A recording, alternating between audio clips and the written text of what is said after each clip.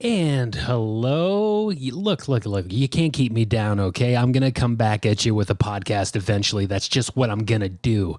I've been off a little bit. I've been sick. I was in Las Vegas. I got the flu. I want to talk about this Bikram weirdo. Have you seen that, doc? Silver water, Apple Watches, the physical activity report for Canadians. I got lots to talk about. Let's go. Who's a fat boy?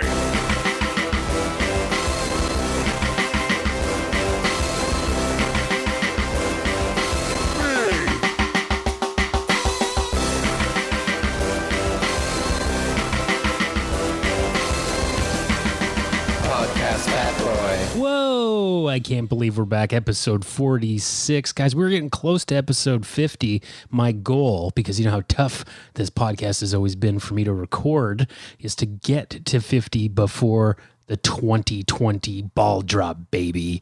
That's what I'm going to do. I'm really feeling good about it. I'm feeling a lot better now. Since Thanksgiving, it has been a nasty spell of being sick. I had a terrible sore throat.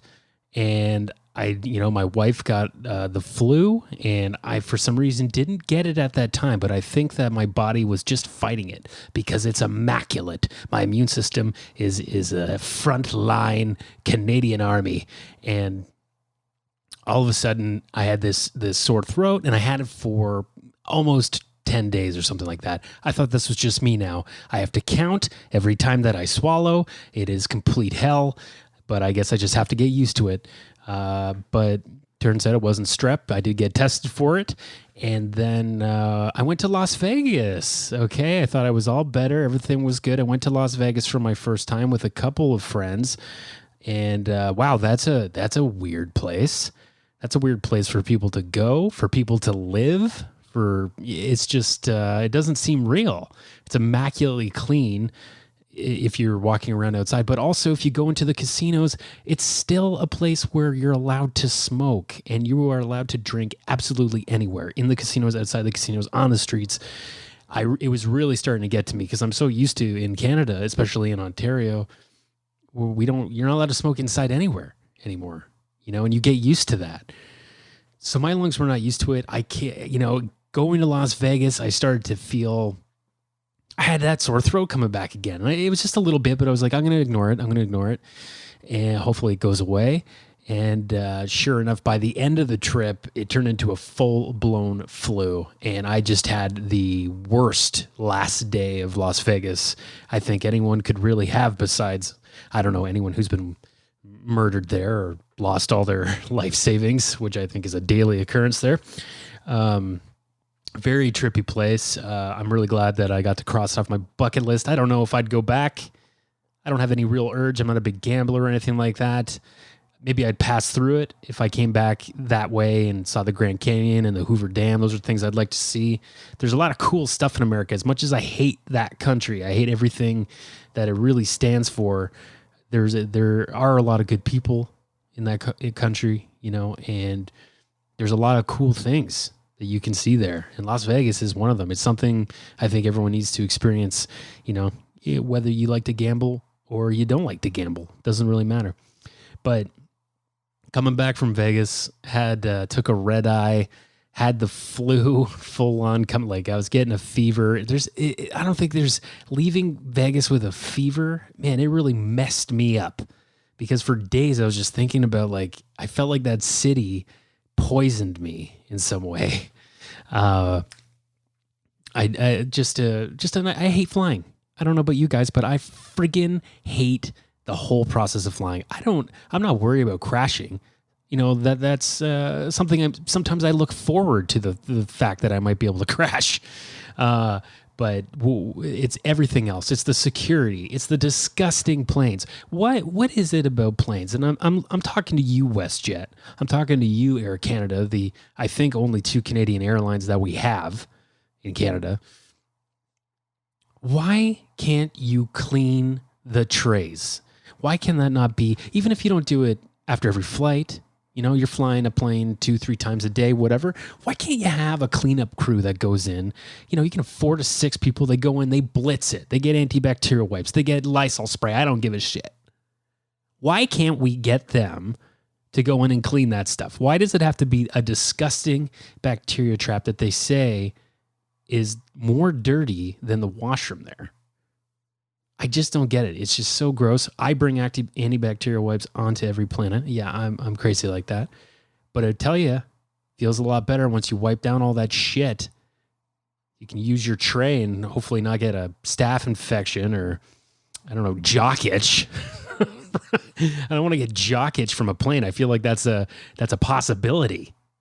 So one thing I want to talk about, the last thing I want to say about Las Vegas, it was a really cool trip. And we were supposed to go see Penn and Teller, the magicians, the Las Vegas magicians. And they had to cancel because one of them had a surgery or something like that. Really sucks. Really wanted to see, but it was really the only thing I was interested in seeing show-wise there. We ended up going to some cowgirl titty show. It was so bad. It was just so bad. And they were free tickets. Thank God I would not pay the $65 American that you're supposed to pay, I guess. Would not have paid for that show. It was like, it just was stupid. It was stupid.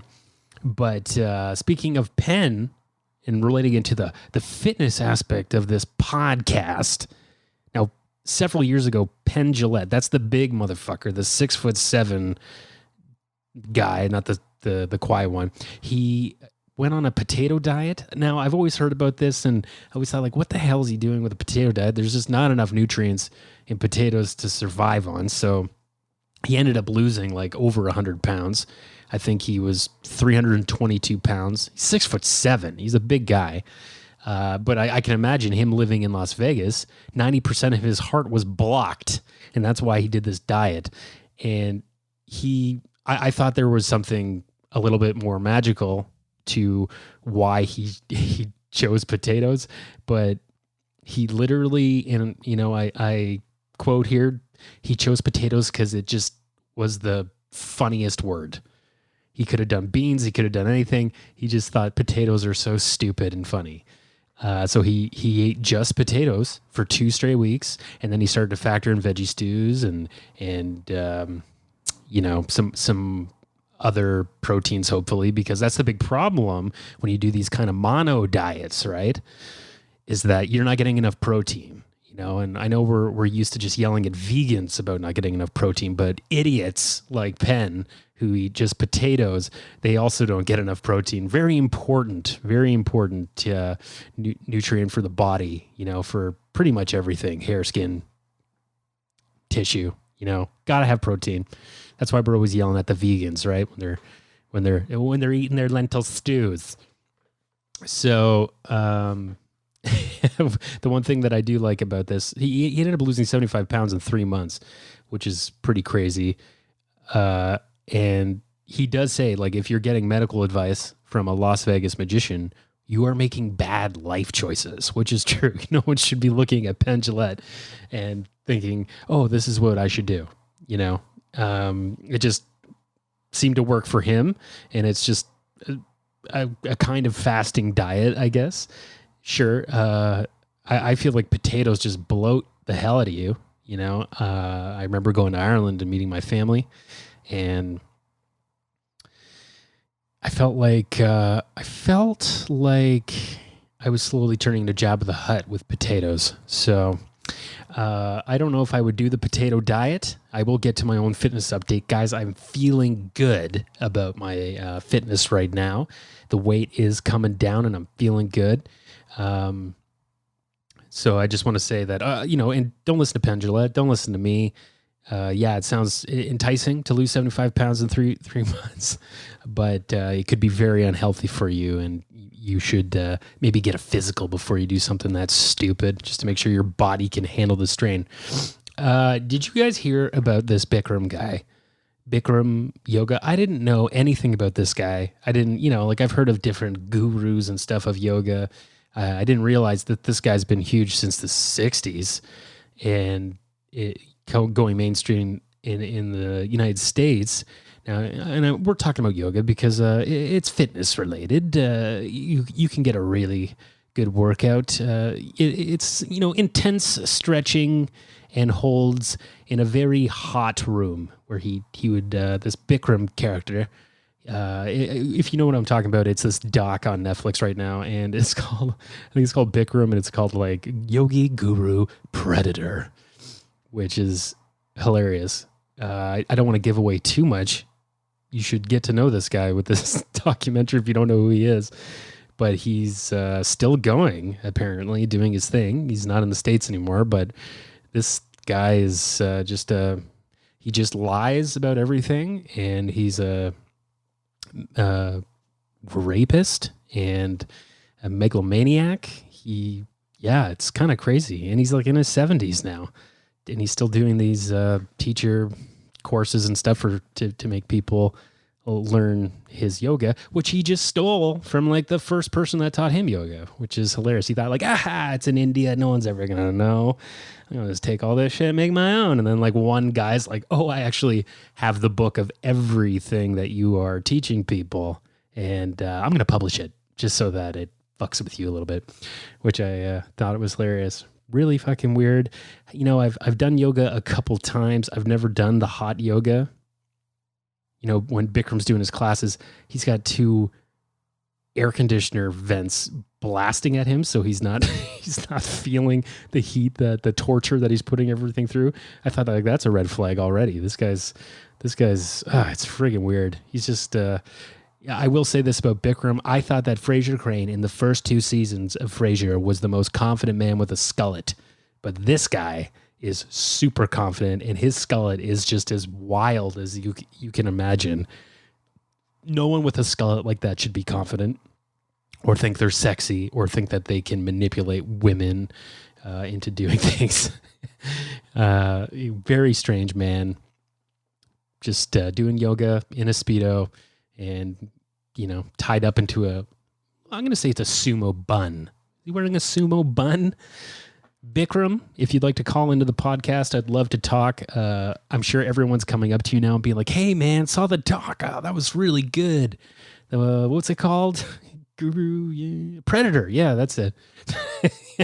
Hey, man, that's on Netflix, man. You can't run. You can't run from that shit. You can run from country to country, Bikram, but you are on Netflix now, baby. And everyone's going to be coming up to you in your classes. I saw that doc about you. Is this shit true? Stay away from me, you creepy man. Another weird thing about Netflix too, that, and this is how I always bring it back to the fitness here.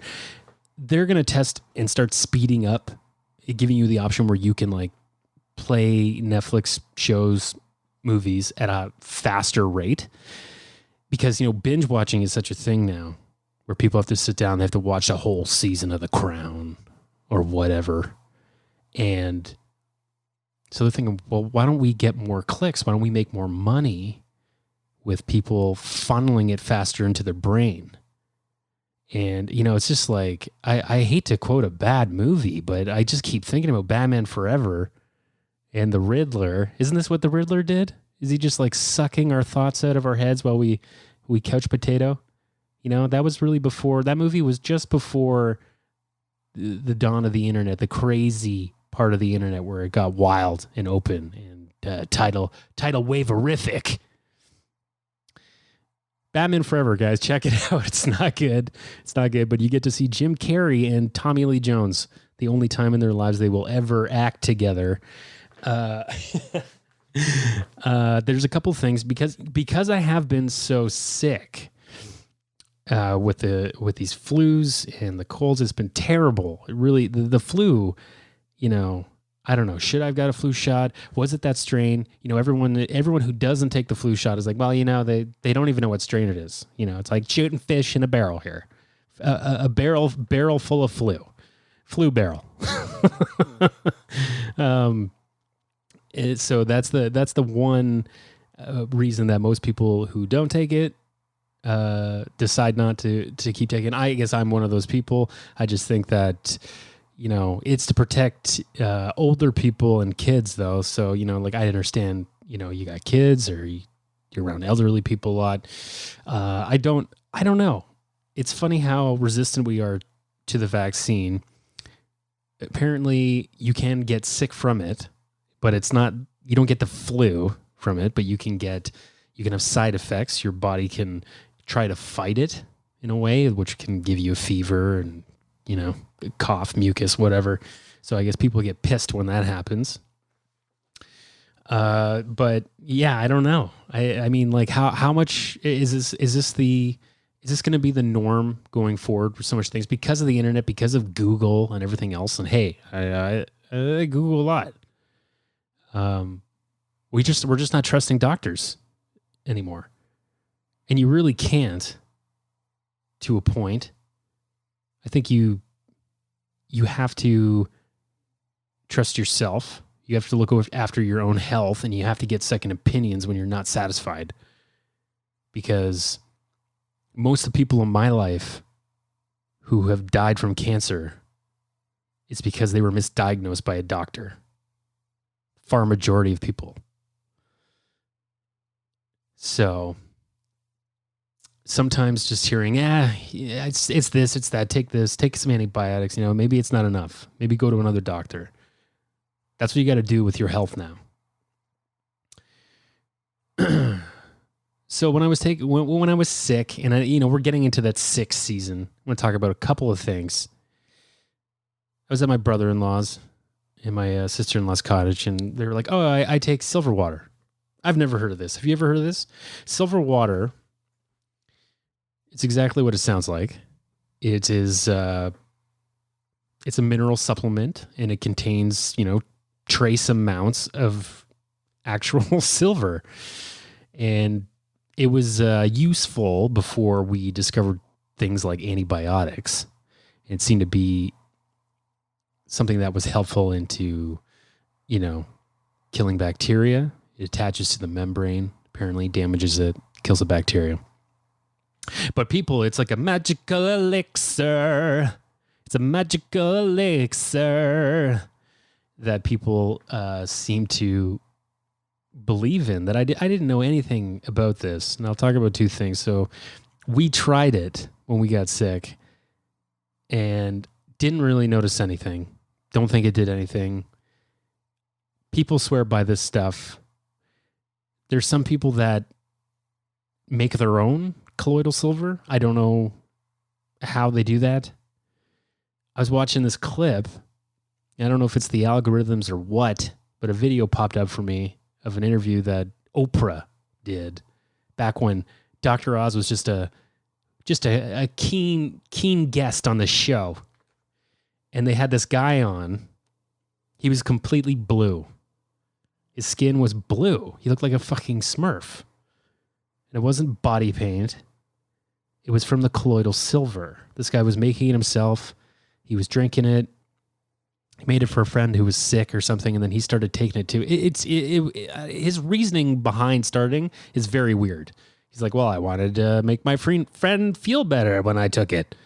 It's like, what? Who does that with medication? Or any kind of supplement? I'll take it too. Do you feel better? And he loved it. It helped with his acid reflux, apparently. And then he started, like people put it on burns and their, skin problems and stuff like that. Apparently does wonders. This guy was putting it all over his body. And he says it wasn't from me ingesting it. It was from me putting it on my body and my face that dyed his skin blue. So now his skin is permanently blue, this guy. And apparently every cell in his body is also blue. I think if you opened him up, he'd be blue.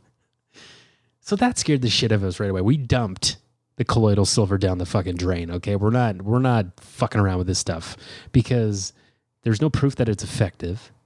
Okay. So it's, it's another placebo probably.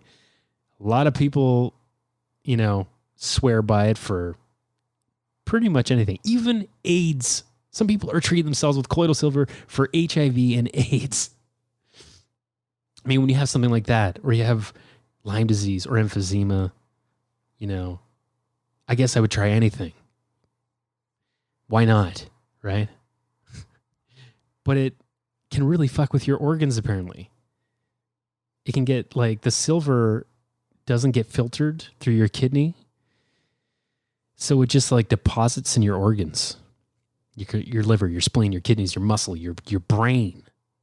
And then, I guess if enough people, if you have enough of it, that's what can lead to the bluish looking skin that first appears in your gums. And can fuck with the melanin in your skin. It's just like, what the fuck? It just seems like it's not a good idea. And the big thing that doctors say is like, okay, I understand why you use it, but you don't need to do this anymore. We have antibiotics now. But then there's like a big movement against drugs on the internet using medications.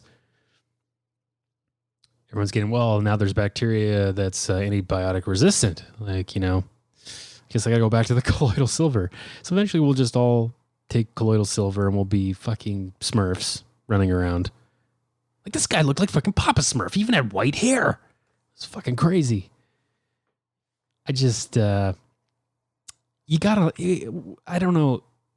Maybe I put too much trust in people. I know that my brother-in-law and sister-in-law, I know they mean well, but I should have looked into it before I talked to it. But I was so desperate with this sore throat, and my wife was so desperate with the flu, and we thought, why the hell not? So we took 5 days. We took 3 teaspoons. So that's in me now. I've got silver in me. I'm probably gonna get flagged at the airport every time. I'm gonna be waving that wand right around my belly. Silver belly. I've got the silver belly. That's me clicking. That's me knocking on my silver belly. So yeah, that's out. I'm not going to do that anymore. It's just like with oregano oil, my wife, if there was something that she would stand up on a soapbox and profess a magical elixir for, it would be oregano oil. And I'm not fully sold on it. I do think that it helps if you use it right at the first moment you feel a symptom of being sick. But I do not believe it does fuck all when you are sick and getting over a cold. I don't think it does anything. I think it just tastes like shit. I think that's all that oregano oil does. Okay, guys. You know what? I got a fitness update, and I made a dumb song for it.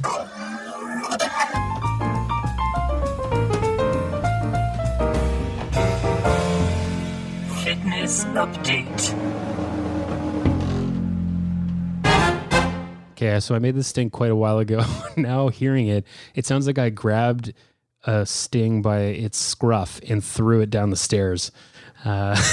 If sometimes my stings are hits and sometimes they're misses. I don't know if I love this one. Might have to change it up.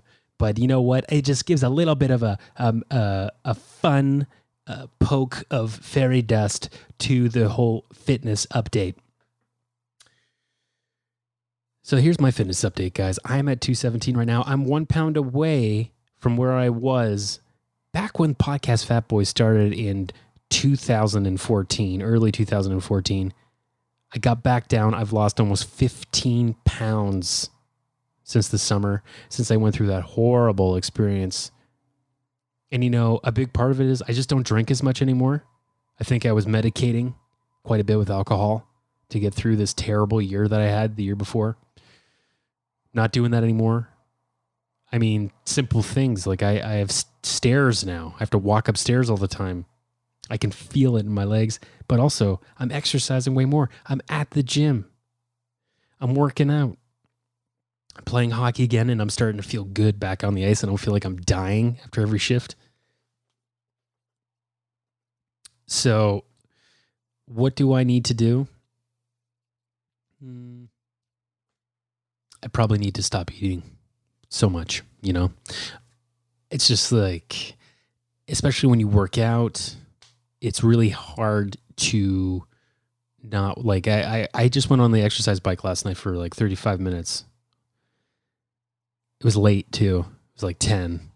So I got off at like 10:30, something like that. And I just got so hungry, and I was like, God, I just want a tortilla with peanut butter and jam, a little PB&J tortilla. And I scarfed that down. And I had a tangerine, and it's fighting that urge. It's like you hear the furnace is on and it's burning. You know, have water, drink water, have a protein bar. That's it. But I can really pile on the calories when you feel them burning, you know? It's like your body goes into panic mode, right? Doesn't know what's going on. It's like, whoa, what the fuck is this? Been so used to being sedentary for so long. Now you want to now you want to burn all this nice stock of fat that we've made? What you are throwing me mixed signals, Matthew. It's my body. That's my body's voice. So I am feeling a lot better. I'm feeling a lot stronger. I'm going to go to the gym today. I'm going to work out. I just had my 35th birthday. I got lots of stuff to sort out before I move back into our own home next year. But one thing that my wife got me for my birthday that I've been resistant to get because they're so damn expensive, and I thought, do I really want it? Would I really like it? And I was a little intimidated by it at first, but I got a Series 5 Apple Watch. You know that I've always been a Fitbit guy. I've had 3 different Fitbits in my life. That was enough. They're hideous watches. They're so ugly. Like maybe the top of the line one, you know, the one that looks the closest as an Apple Watch is okay, but they're ugly. They're ugly watches. They look like I'm on house arrest, and I've got an anklet on my wrist. So I've got this Apple Watch now, and it's constantly in your face about the activity that you do. It's got these 3 activity rings. One's for exercise, one's for moving, one's for standing. It's constantly yelling at you to get up, stand. You need to stand. Every hour, go walk around for a minute. If you're not, you know, it's bad if you're getting that one. The exercise, you know, you get on the bike, you're just doing 30 minutes. All it's saying is do 30 minutes of exercise a day. It's not trying to kill you. You close that ring out. The movement one I'm having the hardest time with, which I guess is the steps, because I work from home. I don't walk a lot. So my steps are way down, and that one I've had a difficult time closing. But it's I'm just trying to get the calories, right? It's all by calories. Fantastic. I love this watch. I'm someone that needs to be constantly kicked in the ass by certain things. I like apps that I can click on and keep track of things. So I am all for the Apple Watch. I think it's already making a big difference with my fitness. Now, I'm not saying that everyone needs to go out and get a fitness or, you know, get an Apple Watch. They're very expensive. But if you're someone that's really struggling to get going, this works way better than the Fitbit, I find. It's worth the money. It's worth the extra couple $100 or whatever it is, you know. Go swimming with it, whatever. It's great. Love it. So yeah, I'm gonna keep working hard at my workouts, and I gotta focus on calorie intake. I gotta find a way to breathe it out. I don't know how to go around it because it's you eat too much at once. Like I'm starving right now. I have only had a couple pieces of toast. I'm gonna go and have some pho. Get some pho in the fridge. But before that, guys, let's talk a little fitness news. Please hang up and try again. Fitness news.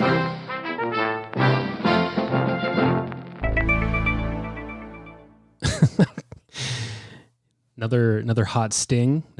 Just I am not in the Charlotte Bucket studio. I am in an office.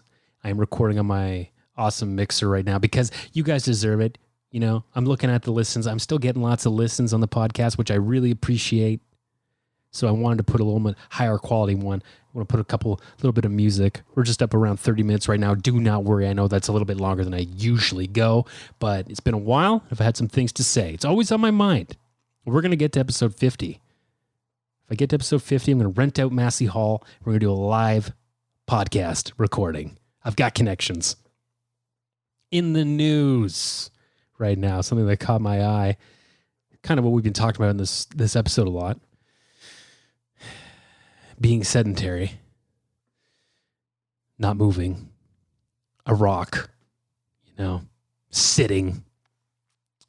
Canadian adults earned a D on physical activity on their activity report card. Apparently, only 50% of Canadians get more than 7,500 steps a day, and only 16% do a moderate to vigorous workout of 120 to 150 minutes a week. So no one's working out. Everybody's sitting. And we're starting to see that, our death rates are going down. Or, well, the death rate is going up. We're dying more. The age is going down. Which is, they've been saying for years, kids aren't as active as they used to be. They're playing Fortnite. They're eating lots. They're drinking pop still. It's terrible. So, working from home, and the big reason that podcast Fat Boy exists is because I work from home.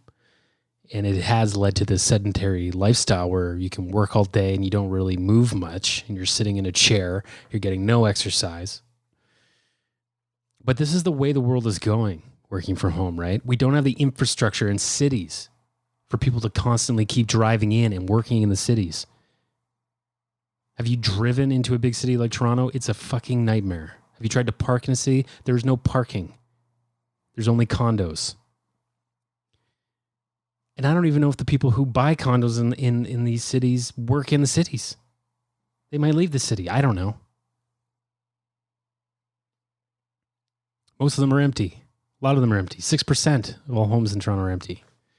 They're just a foreign investment. But we can't look at this like we have to eradicate working from home, because I do think it's just the way the world's going to go. With the speed of the internet and the population and the traffic and the pollution, we can't. We have to make this work. So we can't. We just have to make some changes. From working from home. Get a standing desk. Have a piece of your day where you go for a walk. Go for a walk around the block a couple times. It feels like walking does nothing, but it does everything. It's so important. We have to create these little pockets. We have to put more of an effort forward. So, I don't know. That's just, that's kind of, that's what I'm working on. And I want you guys to work on it too. If you work from home, get out of your house, go for a walk. I don't care how busy you are. You got to go for a walk. And then from there, you can move up. You'll start to get a little bit of a taste for getting your heart going. And I've been talking for 33 minutes. That's pretty much where I want to end it. Episode 46. Holy shit. 47 coming up. Maybe next week? Huh? What do you think? Episode 50. I can't wait. Massey Hall, baby. All right.